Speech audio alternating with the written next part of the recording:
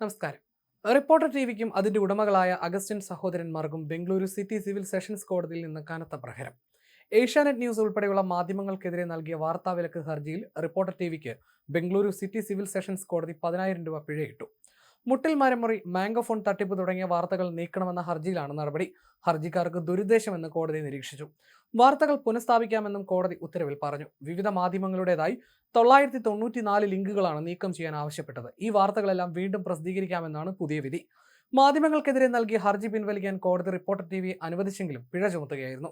Case പിൻവലിക്കാൻ അനുവദിക്കണമെന്ന reporter ടിവിയുടെ അപേക്ഷ കോടതി സ്വീകരിച്ചു. എന്നാൽ കൃത്യമായ കാരണങ്ങളില്ലാതെ കേസ് പിൻവലിക്കുന്നത് കോടതി നടപടികളുടെ ദുരുപയോഗമാണെന്ന് നിരീക്ഷിച്ച കോടതി 10,000 രൂപ പിഴയൊടുക്കാൻ നിർദ്ദേശിച്ചു. 2025 ഒക്ടോബർ 25 ഇടക്കാല ഉത്തരവിനെ തുടർന്ന് പൊതുമധ്യത്തിൽ നിന്ന് നീക്കം ചെയ്ത എല്ലാ URLകളും വാർത്താ റിപ്പോർട്ടുകളും ഒരാഴ്ചയ്ക്കകം പുനഃസ്ഥാപിക്കണമെന്നും കോടതി ഉത്തരവിട്ടു. വസ്തുതകൾ മറച്ചുവെച്ച് ഇടക്കാല ഉത്തരവ് സമ്പാദിച്ച ശേഷം മറ്റു കാരണങ്ങളില്ലാതെ കേസ് പിൻവലിക്കുന്നത് ദുരുദ്ദേശപരമാണെന്ന് കോടതി വിലയിരുത്തുകയായിരുന്നു.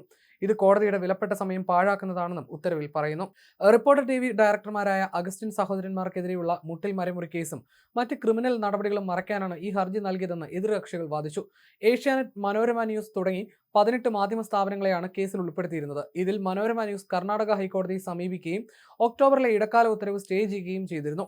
കോടതി നൽകിയത് താൽക്കാലിക ഉത്തരവാണെന്നിരിക്കെ വാർത്തകൾ സ്ഥിരമായി നീക്കം ചെയ്യണമെന്നാവശ്യപ്പെട്ട് റിപ്പോർട്ടർ ടിവി മാധ്യമങ്ങൾക്ക് നോട്ടീസ് അയച്ചത് കോടതി തെറ്റിദ്ധരിപ്പിക്കുന്നതിന് തുല്യമാണെന്ന് കോടതി നിരീക്ഷിച്ചു. കേസ് പിൻവലിച്ചതോടെ റിപ്പോർട്ടർ ടിവിക്കെതിരെയുള്ള വാർത്തകൾ പ്രസിദ്ധീകരിക്കുന്നതിന് നിലവിലുണ്ടായിരുന്ന തടസ്സങ്ങൾ നീങ്ങിയിരിക്കുകയാണ്.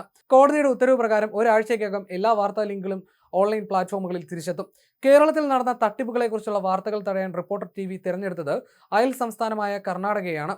ബംഗളൂരു സിറ്റി സിവിൽ കോടതിയിൽ പോയി റിപ്പോർട്ടർ ആദ്യം ഒരു എക്സ്പാർട്ടറി, അതായത് മറുഭാഗം കേൾക്കാതെയുള്ള വിധി നേടിയെടുക്കുകയായിരുന്നു.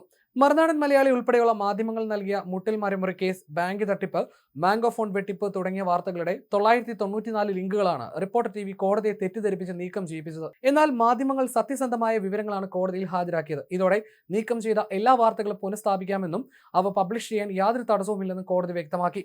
പ്രതിപട്ടികയിൽ ഇല്ലാതിരുന്നിട്ടും മറുനാടൻ മലയാളിക്ക് 10ഓളം നോട്ടീസുകൾ അയച്ച് വിരട്ടാനായിരുന്നു റിപ്പോർട്ടർ ടിവിയുടെ ശ്രമം. എന്നാൽ തങ്ങൾ കക്ഷിയല്ലാത്ത കേസിൽ വാർത്ത മാറ്റില്ലെന്നും നൽകുന്നത് പച്ചയായ സത്യങ്ങളാണെന്നും മറുനാടൻ മലയാളി ചീഫ് എഡിറ്റർ ഷാജിൻ സ്കറിയ ഉറച്ച നിലപാടെടുത്തു.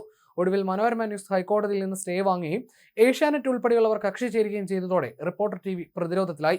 എന്തുകൊണ്ട് കേരളത്തിൽ കേസ് നൽകിയില്ല എന്ന കോടതിയുടെ ചോദ്യത്തിന് മുൻപിൽ മറുപടിയില്ലാതെ വന്നതോടെ പണി പാളുമെന്ന് കണ്ട റിപ്പോർട്ടർ ടിവി വക്കീൽ ഞങ്ങളെക്കുറിച്ച് എന്ത് വേണമെങ്കിലും എഴുതിക്കോളൂ, പരാതിയില്ല എന്ന് പറഞ്ഞ് ഹർജി നിരുപാധികം പിൻവലിക്കുകയായിരുന്നു.